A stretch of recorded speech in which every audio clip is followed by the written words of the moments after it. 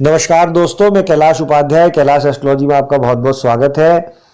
जन्म कुंडली कैसे देखें में नवग्रहों की कथाओं में आज हम बात करेंगे शनि देव की कथा की। शनि देव के जन्म की कथा हम आपको सूर्य भगवान की कथा में बता चुके हैं। छाया तथा सूर्य के पुत्र शनिदेव बचपन से भगवान श्री कृष्ण के परम भक्त थे। ब्रह्म पुराण में यह कथा आती है कि बड़ा होने पर शनि का ब्याह उनके पिता ने चित्ररथ की कन्या से किया। उनकी पत्नी भी साध्वी और ईश्वर में आस्था रखने वाली थी। एक रात पुत्र की प्राप्ति की इच्छा से ऋतु स्नान के बाद वह अपने पति के पास गईं, जो कि भगवान श्री कृष्ण के ध्यान में डूबे हुए थे। लाखों प्रयासों के बाद भी शनि महाराज का ध्यान नहीं टूटा और उनकी पत्नी का श्रृंगार व्यर्थ हुआ तथा उनका ऋतुकाल भी निष्फल हो गया जब वह गर्भवती हो सकती थी। शुद्ध होकर उनकी पत्नी ने उन्हें शाप दे दिया कि अगर वो अपनी पत्नी को नहीं देख सके तो अब वो किसी को नहीं देख पाएंगे, और अगर वो किसी को देखेंगे तो उनकी दृष्टि जहां पड़ेगी वहां विनाश ही विनाश होगा। इनकी दृष्टि विच्छेद कारक हो जाएगी। शनि देव का जब ध्यान टूटा तो उन्होंने अपनी पत्नी को मनाया। पत्नी को भी बहुत पश्चाताप हुआ, किंतु होनी को कौन टाल सकता है। शनि पहले से ही अंतर्मुखी थे। इस श्राप के बाद वो सर नीचा करके रहने लगे ताकि ना उनकी दृष्टि कहीं पड़े और ना कहीं विनाश हो। आगे की कथा के अनुसार भगवान गणेश के जन्म पे कैलाश पर्वत पे बहुत ही आनंद और उल्लास का वातावरण था। सभी देवी देवता भगवान गणेश के जन्म पे उन्हें आशीर्वाद और माता पार्वती को बधाई देने पहुंचे।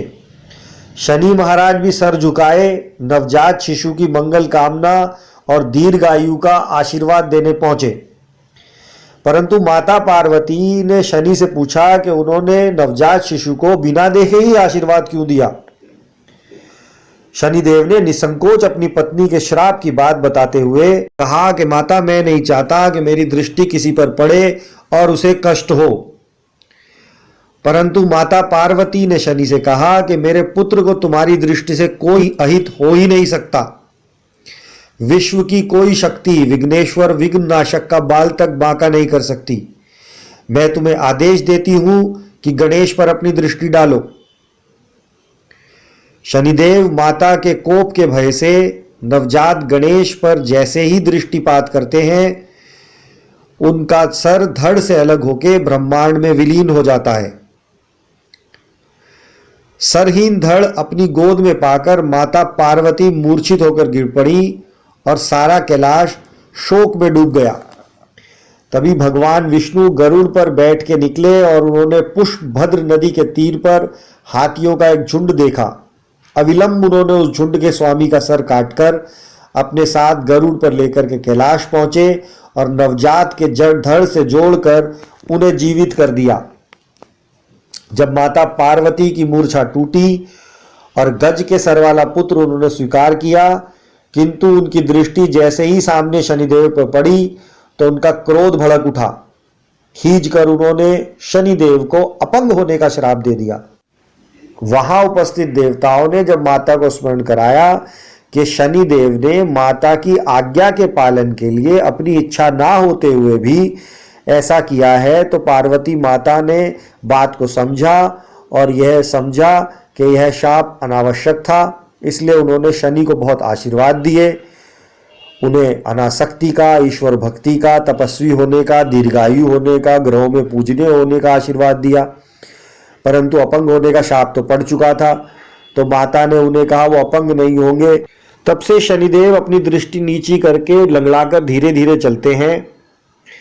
ज्योतिष शास्त्र में कहा गया है कि रोहिणी नक्षत्र में शनि का प्रवेश पूरी मनुष्य जाति के लिए कष्टकारक होता है, जिसे रोहिणी शकट भेदना कहते हैं। इसके कारण पृथ्वी पर 12 वर्षों का दुर्भिक्ष पड़ जाता है। रघुकुल के प्रतापी राजा दशरथ के शासनकाल में यह योग आने वाला था। इस बात की सूचना जब महाप्रतापी महाराज दशरथ को लगी तो उन्होंने अपने दरबारियों से मंत्रणा की। वशिष्ठ ऋषि ने कहा, यदि ऐसा हुआ तो पूरी प्रजा को कष्ट अवश्य होगा। किंतु महाप्रतापी राजा दशरथ इस सूचना से विचलित नहीं हुए, बल्कि उन्होंने अपने क्षत्रिय धर्म को निभाते हुए अपने रथ पर सवार होकर वह नक्षत्र मंडल में पहुंचे और हमेशा की भांति शनि महाराज को प्रणाम करके उनसे युद्ध करने लगे। शनि महाराज दशरथ की कर्तव्य निष्ठा से प्रसन्न हुए और उन्हें वर मांगने को कहा।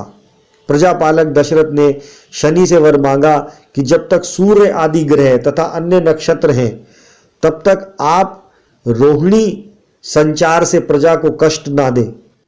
शनिदेव ने प्रसन्न होकर महाराज दशरथ को अपना एक शनि स्त्रोत प्रदान किया और उन्हें कहा जो व्यक्ति इसे प्रयोग में लाएगा उसे मेरे से संबंधित कोई परेशानी नहीं होगी। वह स्त्रोत सुधी पाठकों की सुविधा के लिए यहां दिया जा रहा है। इस वीडियो में हमने शनि महाराज के जीवन की कथा के बारे में जाना। शनि महाराज के विशुद्ध ज्योतिष स्वरूप के लिए हम अगले वीडियो में बात करेंगे।